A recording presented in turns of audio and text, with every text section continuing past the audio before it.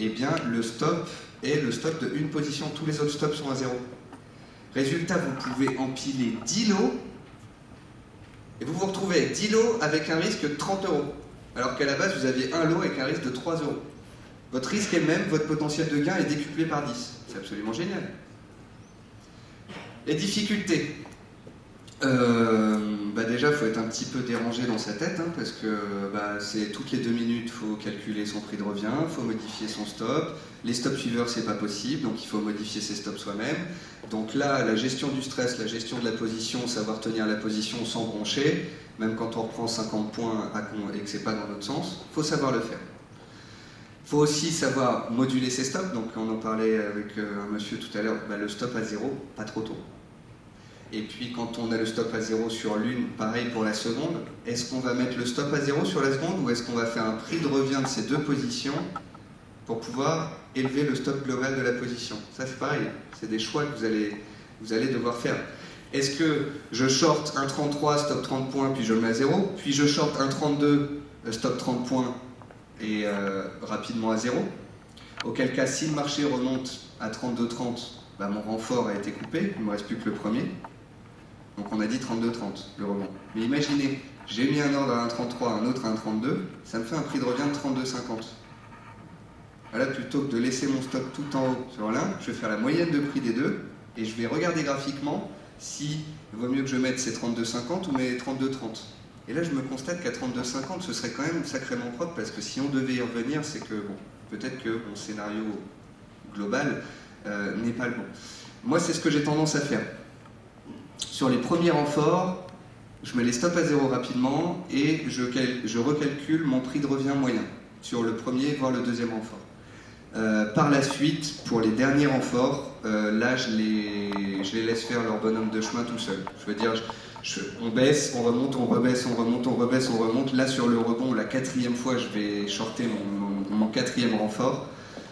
Je ne vais pas faire mon prix de revient moyen et regarder ça sur la totalité. Je vais juste lui mettre son stop à lui, et puis s'il se fait couper, c'est pas grave. La difficulté de pyramidaliser, c'est qu'il faut se battre. Parce que vous l'avez vu, la semaine dernière ou il y a 2 semaines, quand j'ai payé un 30, j'ai payé un 30, j'ai renforcé un 30-35, j'ai renforcé un 30-40. On va à un 30-60, on revient, stoppé à 0. Ok, on recommence. Un 30-30, j'achète, un 30-40, je renforce, etc. Et ça peut durer longtemps. Les inconvénients, c'est que ça nécessite une tendance ou un extrême. Donc un extrême, par exemple, on est en train d'en chercher un sur les indices américains.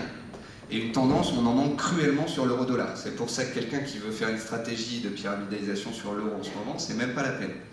Parce que vous shortez il y a 2 jours 33,80, shorter ça veut dire vendre, puis vous shortez 33,40, ça vous fait un prix de revient de 33,60. Alors on baisse, puis le lendemain, 33,60 au plus haut. Alors je m'y reprends à 33,60, je renforce à 33,30, ça me fait un prix de revient de 33,45, et puis le lendemain, 33,40. Bref, moi ça fait 4 jours que j'essaye d'empiler, 4 jours ça passe pas. Il faut constater si le marché se prête ou non à cette stratégie-là. Il y a des fois où ça sert à rien. Il faut accepter de se faire stopper souvent à 0. Et puis donc il faut accepter que psychologiquement ça soit très prenant. Parce que donc, vous avez des calculs de prix de revient, des variantes à considérer et une remise en question permanente qui sont nécessaires. Le risque d'un renfort, c'est que justement, je shorte un 33, je renforce un 32, ça me fait un prix de revient de 32,50, je mets mon stop à 0. Ouais, mais le problème, c'est on baisse à un 31,50, puis on remonte à 32,50 et on s'effondre. Votre stop a été touché, vous n'êtes plus dedans. Celui qui sera rentré à 33 tout en haut, qui n'aura pas renforcé, il sera toujours dedans, tranquille. Celui qui aura renforcé se sera fait sortir par le rebond. Donc c'est là où il va falloir pouvoir vendre tellement haut que quand on va renforcer, le prix de revient moyen lui-même ne sera pas revu. Donc c'est là où il faut que ça parte. En fait, c'est une question de dynamisme, de tendance. Je vais vous montrer graphiquement ce que ça donne sur le Dow Jones juste après. Donc attention aux renforts trop courts ou mal passés, hein, genre je short et puis j'en remets un 5 points après, puis 7 points après, puis 10 points après, puis on rebondit de 30 points et là c'est la catastrophe, je stresse complètement devant le PC. Attendez tranquillement, des fois je le fais agressivement, des fois j'attends 100 points pour renforcer une position pour être tranquille. Ne pas profiter de oui, alors vous ne profitez pas de l'intraday si vous pyramidalisez disais, parce que par exemple sur l'euro-dollar, 3 jours d'affilée, j'ai shorté, j'ai renforcé, ça a baissé, j'aurais fait de l'intraday, je prenais 60 points, j'aurais encaissé, vu que j'étais dans un autre scénario, je mettais mes stops à zéro, on remontait le lendemain, je me faisais stopper à zéro, et j'ai fait ça 3 fois d'affilée. Donc, c'est là où il va falloir définir les conditions de marché, à savoir, sommes-nous dans un marché de range, auquel cas la stratégie ne s'y prête pas du tout, ou sommes-nous potentiellement sur un extrême? Et j'ai joué cette technique-là uniquement parce que je partais du principe qu'on était sur un extrême potentiel, sur les indices et sur l'euro. Règle. Ne jamais augmenter de position en perte. On l'a bien dit, la position, vous la renforcez quand vous avez entré la première et que vous avez le stop à zéro. Là, vous avez le droit de rentrer. Jamais en perte. La position de départ est la plus importante. Si vous rentrez 20 lots sur la première, rarement vous rentrez 20 lots sur la deuxième, jamais vous ne rentrez 40 lots sur la troisième. C'est 20 lots, 10 lots, 5 lots, 2 lots, 1 lot, et comme ça on accompagne la baisse, mais avec un levier qui est dégressif. Comme ça on ne se met pas en risque. Parce que si je short une fois, 2 fois, puis 3 fois, 4 fois très serré, il suffit qu'on retrace 25% du mouvement total pour que je me fasse très peur. Donc ça, faites très attention au renfort dégressif. Faut avoir plusieurs objectifs. Alors pour ça, déjà, il faudrait que les marchés décalent, qu'on puisse avoir enfin un scénario daily qui se réalise et qu'on puisse viser plusieurs objectifs. Mais en gros, si je pyramidalise à 1,33, 1,32, 1,31,50 et que je vise à 27, à 1,30, je vais alléger. Quitte à renforcer une fois les 1,30 cassés. Les 1,30 font support, c'est mon objectif 1, les 1,27 c'est le support suivant, c'est mon objectif 2. Et au fur et à mesure que les objectifs sont atteints, vous pouvez choisir de couper un quart ou un tiers ou la moitié de vos positions pour l'alléger. Donc, le scénario est le suivant. Les indices américains sont complètement perchés parce qu'on met de la liquidité sur les marchés et ils ont la tête qui tourne dans les nuages avec un Dow Jones à 13 300 points à 7 à 10% de ses plus hauts de 2007 quand tout allait bien, Madame la Marquise. Okay, donc, ça va pas bien, mais les indices sont complètement hauts. Ça, c'est le principe de base. Scénario hebdomadaire. Deuxième chose, graphique journalier. Donc là, c'est là où aller sur le site DailyFX pour avoir, on va dire, l'idée d'une stratégie. Peut servir. La stratégie, c'est point haut indiciel. Les arbres ne montent pas jusqu'au ciel. Explication un petit peu fondamentale, puis technique. Le Dow Jones, en journalier, est dans un biseau ascendant. Le biseau est une figure chartiste dont on va sortir dans 90% des cas par le bas et dont on va retracer dans 50% la moitié de la figure. C'est une de mes figures préférées. Et à un moment, ce cher Dow Jones, il va décaler, il va casser par le bas et il va se prendre une purge. Mais on ne sait pas quand. Et c'est pour ça que depuis 3 semaines, quand j'écris des analyses, je vous dis on ne shortera agressivement en swing trading que si et seulement si on casse le support. Or jusqu'ici, jamais les supports n'ont cassé. J'avais fait quand on a fait la belle rouge qui est venue chercher le support des 12 750, c'était un pré-signal baissier. On cassait MM20, pré-signal. Ah, attention, on va peut-être avoir un signal. Si on casse 12 750, on sort du biseau, j'ai un signal baissier, je pourrais shorter. Hop, ça tient, ça remonte. On remonte en haut du biseau. Et là, en fait, ce qui s'est passé suite à cette stratégie, c'est qu'on est revenu à 13 040 hier soir et que ça a tenu. Donc là, le concept, c'est ça. Dans l'analyse, il est marqué que un trader qui fait de l'analyse en swing trading sur plusieurs séances, il va tout simplement attendre qu'on casse le biseau, puis qu'on casse les 13 000 points en clôture, et ensuite il short. Partant du principe que ça y est, la figure est réalisée, on en est sorti et on a fait une cassure de la tendance haussière. Celui qui veut pyramidaliser, il rentre là, à 13 280, 13 300 points. Et il joue un potentiel double top en haut d'un biseau au début de la semaine alors qu'il n'y avait pas de chiffre économique. Et donc ça, c'est ce que j'ai joué. Et j'ai vendu 13 308 points. Donc ça, c'était premier ordre. Et on va voir où j'ai mis les ordres suivants et pourquoi. Donc le Dow Jones, il est là. Donc ça, c'est le fameux biseau. Et puis vous avez, on le constate tous, un superbe niveau horizontal autour des 13 000, 13 020. Tant que ça tient en journalier, c'est beau. Donc celui qui est en swing trading, où il est acheteur, où il veut vendre, mais il regarde le spectacle parce que pour l'instant, il n'a pas à vendre. Donc, je me mets en données horaires. Et donc voilà moi ce que j'ai joué la dernière fois. Alors un scalper comme quelqu'un qui fait de l'intraday, comme quelqu'un qui fait de la pyramidalisation, comme quelqu'un qui fait du journalier pourrait avoir réalisé ce trade.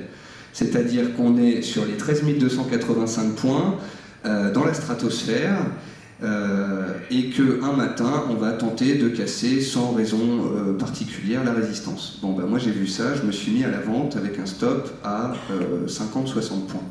J'ai joué un échec sur ce seuil-là. Et là, je suis rentré avec 5 lots. Ensuite, j'attends une rupture de la dynamique haussière. Donc, j'ai des plus hauts de plus en plus haut, des plus bas de plus en plus haut. Je vais attendre qu'on casse le plus bas précédent.